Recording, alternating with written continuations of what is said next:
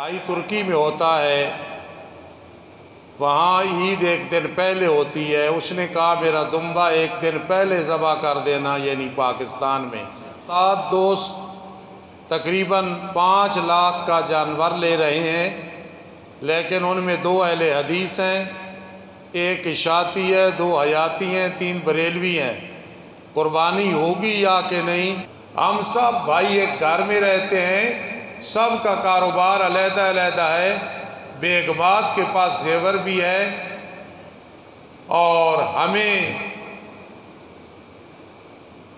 ایک دمبا سب کی طرف ترکی میں ہوتا ہے، وہاں عید ایک دن پہلے ہوتی ہے، اس نے کہا میرا دمبا ایک دن پہلے ذبح کر دینا، یعنی پاکستان میں۔ نہیں بھائی، چاہے وہ ترکی میں ہو، کہیں ہو، جہاں قربانی ہوگی، یہاں جس دن میں پاکستان میں، اس دن اس کی طرف سے قربانی کرنی، پہلے کرو گے تو وہ گوشت ہوگا، قربانی نہیں ہوگی۔ ایک اور مسئلہ، ہم 7 دوست تقریباً 5 لاکھ کا جانور لے رہے ہیں، لیکن ان میں 2 اہل حدیث ہیں، 1 اشاعتی ہے، 2 حیاتی ہیں، 3 بریلوی ہیں۔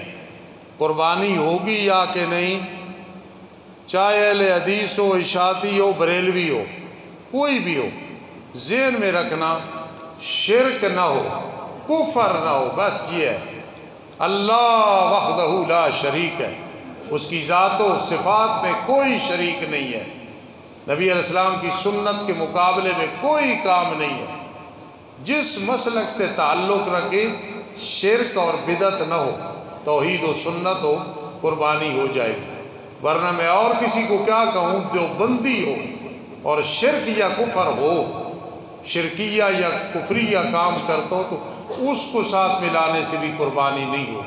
اس لیے توحید و سنت پہ جو پکا ہوگا اس کو شریک کرنا، ورنہ نہیں کرنا۔ اللہ سمجھ کی توفیق نصیب فرمائے۔ ہم سب بھائی ایک گھر میں رہتے ہیں، سب کا کاروبار علیحدہ علیحدہ ہے، بیگمات کے پاس زیور بھی ہے، اور ہمیں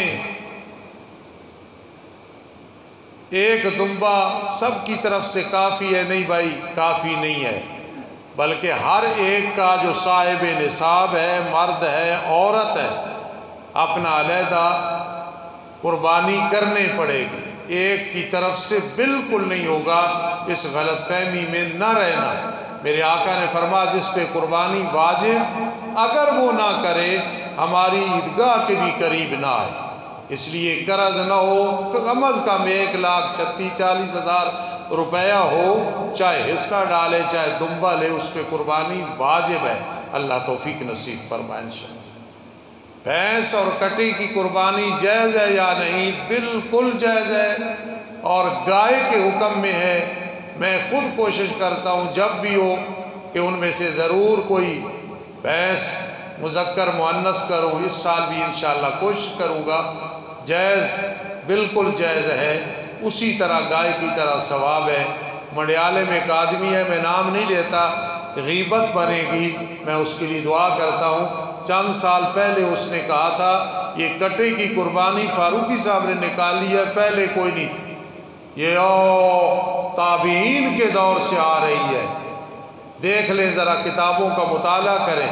الحمدللہ یہ ایسی چیز نہیں ہے کہ ہمیں پتہ نہ ہو، بالکل جائز ہے، کیا کرو، اس میں ثواب ہوگا۔ میرے ایک دوست ہیں، پچھلے سال انہوں نے بڑی قربانیاں کی، میں نے انہیں کہا ایک کو کٹا بھی کر لیتے، تو انہوں نے کہا مجھے اتنی اہمیت پتہ نہیں تھی، اب میں ضرور کروں گا انشاءاللہ۔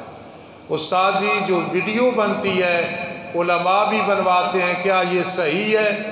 تصویر ہوتی ہے، بھائی بات یہ ہے، قاضی عصمت اللہ رحمہ اللہ تعالی فرماتے تھے تصویر وہ ہوتی ہے جو ساکن ہو، یہ چونکہ ساکن نہیں، چل رہی ہے اور تصویر کے حکم میں نہیں ہے، اس لیے علماء کہتے ہیں کہ جائز ہے بنانی۔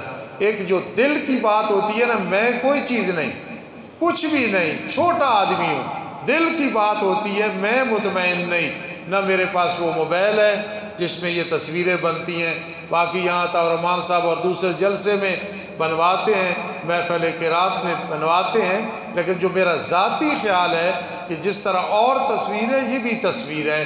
اللہ عمل کی توفیق نصیب فرمائے۔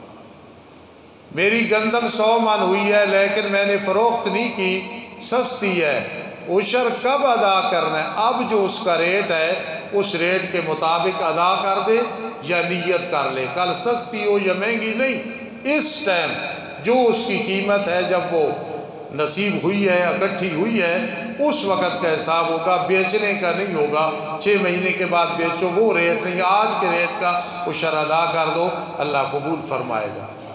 جی یہ اگلے جمعے کا قصہ۔ بابا رحمت صاحب یہاں بیٹھے ہیں بھائی، پچھلے دن ان کے بھائی فوت ہوئے، تو دعا ہے اللہ ان کی مغفرت فرمائے۔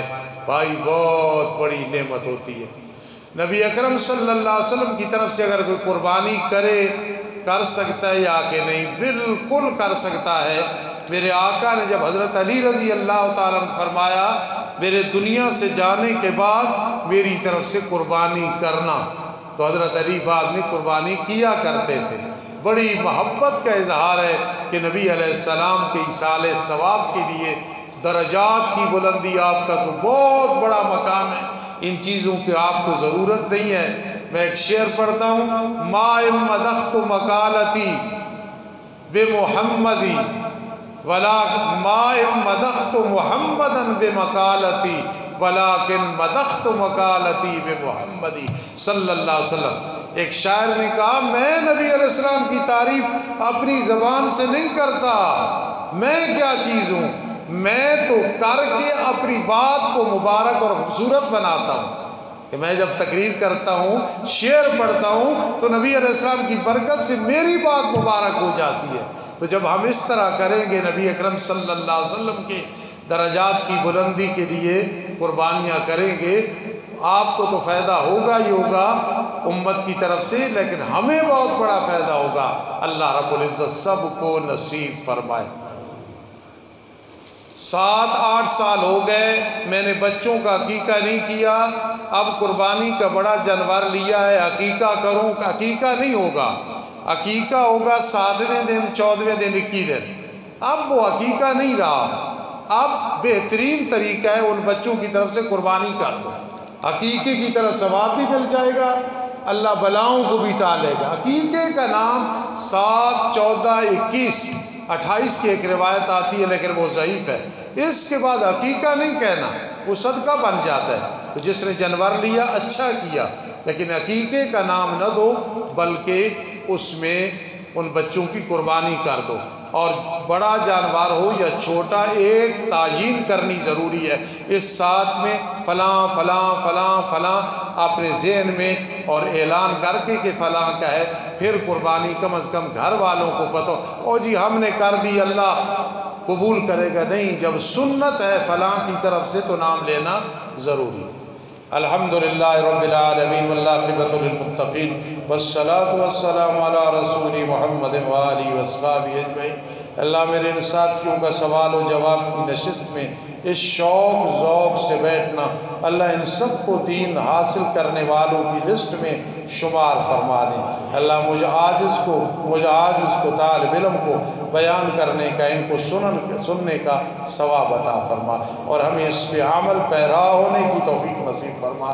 اللہ ہمارے مدرسے مسجد کے جتنے کام تعمیری تعلیمی کوئی بھی ہو رہے ہیں سب کو مبارک بنا دو، جو نوجوان بوڑھے جس کام میں لگے ہوئی ہیں اللہ سب کو جزائے خیر عطا فرما دو۔